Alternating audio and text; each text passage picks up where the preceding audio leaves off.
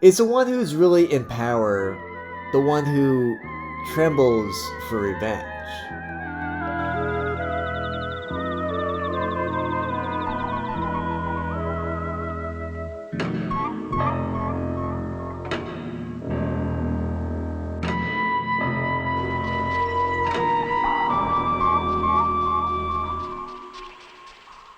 So in continuing with my spooky series, we now have Ghost Story, the house where butterflies live. So this movie and sort of the vampire were given to me together, and they do work as a great double feature. And I did receive both movies from SamuraiDVD.com for purpose of review. And in case you're new to the channel, this is the best place to buy samurai films anywhere. Especially ones that you're not going to find anywhere else. They have so many hidden gems.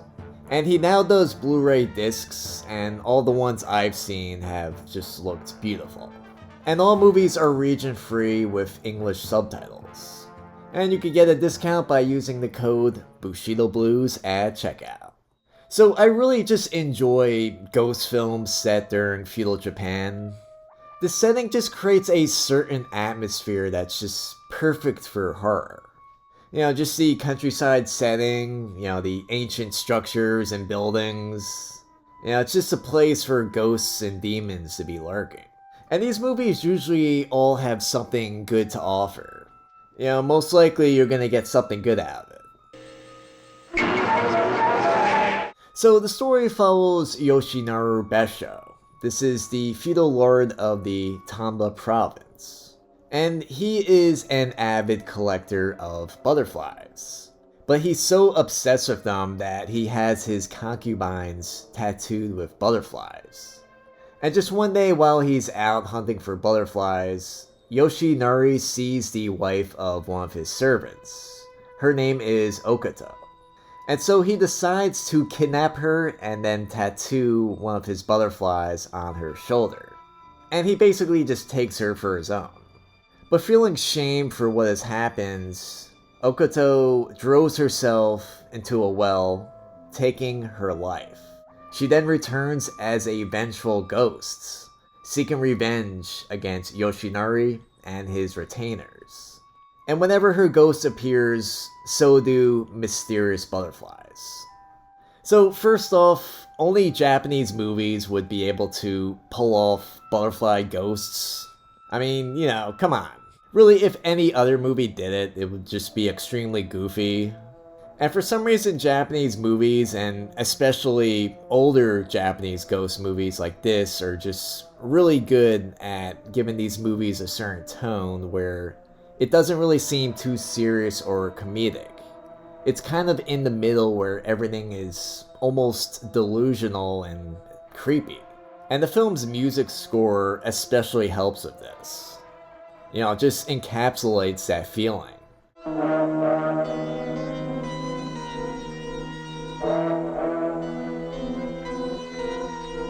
But I really ended up enjoying the premise of this one because it's just so unusual. You know, it keeps your interest because of that. And unfortunately, the character of Yoshinari is a fictional lord. You know, it would be a lot more fun if he was a real one. But his character ends up creating the most tension in this movie. You know, more so than the ghosts themselves.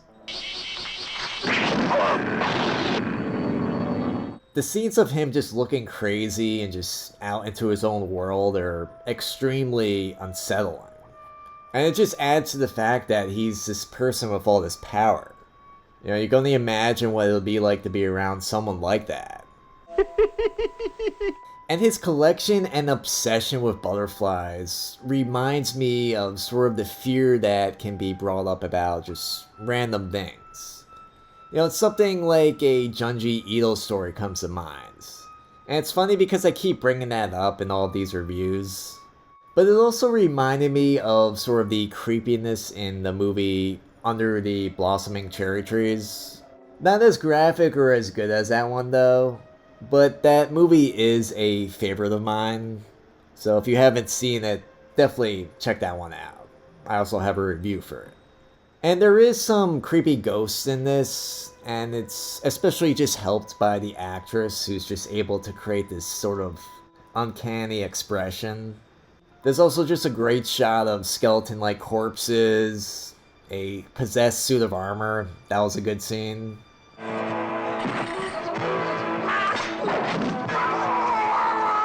And I just love these old school practical effects. You know, there's really a charm to it. And it's interesting how the ghost in this kills her victims in a very similar way to other ghost films like this, where it sort of just causes the victim to injure themselves and look like an accident.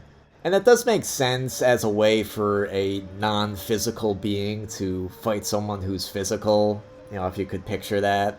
But I did see the same concept in the movie The Ghost of Kasane Swamp, and also The Ghost of Yatsuya had something similar as well. But overall, those films I felt were creepier than this one. But I will say the atmosphere in this movie is spot on. It's just done very well, has a very unsettling and dreamlike feel to it. And I really go to watch movies like this for atmosphere alone. I just love that. And this one has it. But I will say that the story in this film does get a little convoluted and confusing.